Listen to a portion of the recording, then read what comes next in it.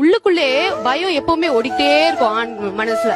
ஏன்னா என்ன பண்ண போறோம், அடுத்து என்ன ஆக போகுது, நம்ம லைஃப்ல நம்ம கூட ஒரு பொண்ணு இருக்கு, நம்மளுக்கு ஒரு குழந்தை இருக்கு, வாழ்க்கையில எப்படி வீடு கட்டுறோமா, அது பண்றோமா, பணம் பத்துமா, இப்படின்ற ஒரு பயத்திலேயே அவன் ஸ்ட்ரெஸ் ஆகுறான். அவங்க எந்த ஒரு விஷயமா இருந்தாலும் இமோஷன் ஆகக்கூடியது அவங்களுக்கு தான். மேபி அவங்க எக்ஸ்பிரஸ் பண்ணாம இருக்கலாம், but they are very emotionally vulnerable.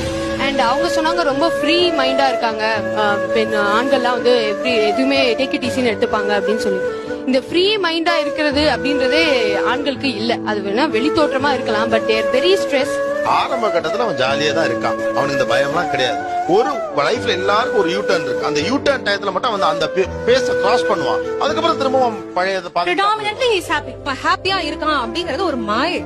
அவன் ஹாப்பியா தன்னை காமிச்சுக்கிறான், அவன் ஹாப்பியா தன்னை ப்ரொஜெக்ட் பண்ணிக்கிறான். அத நம்ம மாஸ்க் என்ன வேணா சொல்லலாம். இப்ப எனக்கு என்னன்னா, என் மூட் அவுட் அப்படின்னா என்னால 5 hours வரை அந்த மூட் அவுட்ல நான் இருக்க முடியும்.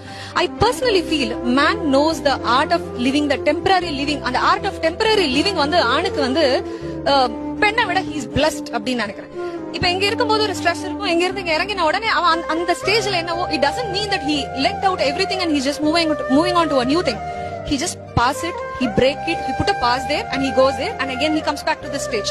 இதே பொண்ணு நான் காலையில சண்டை போட்டா ஈவினிங் 9 மணி வரைக்கும் வர வரைக்கும் எங்களுக்கு அந்த தாட் உள்ள இருந்துட்டே இருக்கும், அந்த நமிச்சல் இருந்துட்டே இருக்கும். ஆனா அப்படி இருக்க